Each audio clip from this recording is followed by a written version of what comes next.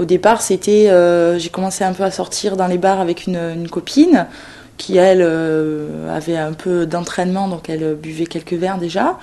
Moi, j'ai commencé mes soirées, donc j'étais au Monaco, donc bière et sirop.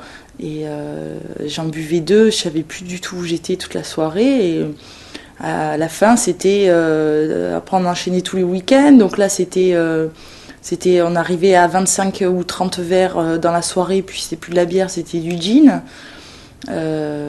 Et puis après, quand t'es au week-end, eh ben pourquoi pas la semaine, un petit apéro. C'est l'été, il fait beau, on se met en terrasse, on se détend. Mais à l'époque, détente correspondait à alcool, quoi. Ben, on s'habitue, peut-être pas forcément physiquement, mais à ce qui se passe autour, en fait. On s'habitue à... il y a un côté rassurant, on sort du travail le soir, on se demande pas ce qu'on va faire parce qu'on rentre seul à la maison. On se dit, on va aller retrouver les copains, c'est toujours le même bar, c'est toujours à peu près la même heure. On peut pousser la porte toute seule, on sait que de toute façon, il y a plein de gens qu'on connaît au comptoir et où on va être introduit dans une tournée vite fait. Et puis voilà, on va faire... côté un peu d'appartenance à un groupe qui est très rassurant. Donc on l'utilise d'abord le week-end et après on tombe progressivement dans la semaine, surtout quand il fait beau. Si on regarde ça avec un peu plus d'objectivité, les gens avec qui on est le soir comme ça dans les bars, c'est des gens dont on ne connaît pas le nom, dont on ne connaît pas le numéro de téléphone, on sait à peine quel est leur métier. On se rend compte que le contact, il est que... avec le verre d'alcool au milieu et pas du tout à l'extérieur. Il n'y a rien d'affectif, il n'y a rien c'est un échange qui est très superficiel.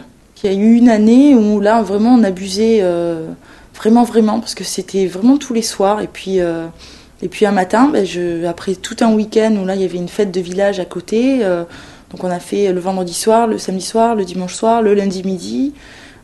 Donc à 20 ou 30 verres à chaque fois. Donc on finit là après 4 jours. Physiquement, on n'est plus du tout cohérent, quoi. Et même après une nuit de sommeil, le mardi matin, je suis arrivée au travail et j'ai fait n'importe quoi. J'ai fait partir des courriers, il n'y avait rien dedans. J'ai fait n'importe quoi, j'arrivais plus à me concentrer.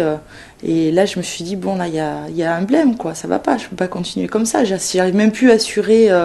mon boulot, après c'est l'enchaînement, j'arrive plus à assurer mon boulot, je peux risquer de me faire virer, après on n'a plus de salaire, enfin après on sent qu'on est à la frontière de l'engrenage qui va faire qu'on devient alcoolique au vrai sens du terme, c'est-à-dire que on laisse tomber tout le reste. Et puis peut-être pas par hasard, mais j'ai rencontré un copain avec qui j'ai vécu 2 ans, qui aimait bien la bringue, lui aussi, c'est pas la question, faut pas tomber dans l'autre extrême. Une bonne soirée entre copains samedi soir, c'est sympa aussi, mais qui était par ailleurs très sportif, et donc il m'a un peu ouvert les yeux sur d'autres activités, et petit à petit, je me suis rendu compte que voilà, je me sentais mieux dans mon corps.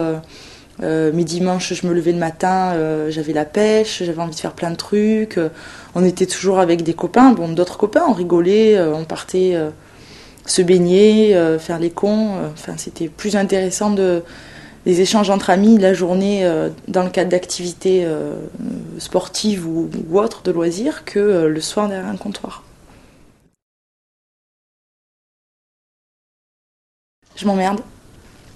Quand je suis plus capable de passer une soirée à faire un apéro derrière un bar, c'est pas possible.